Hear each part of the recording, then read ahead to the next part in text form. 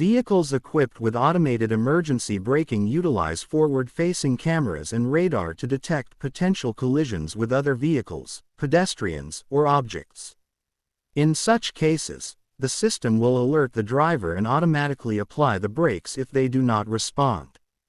Additionally, certain vehicles include a similar system that operates while reversing. After conducting tests on various vehicles, we have found that although the automated emergency braking systems generally function as intended, they may not always brake with sufficient force or early enough to completely avoid a collision. Therefore, drivers should not solely rely on these features.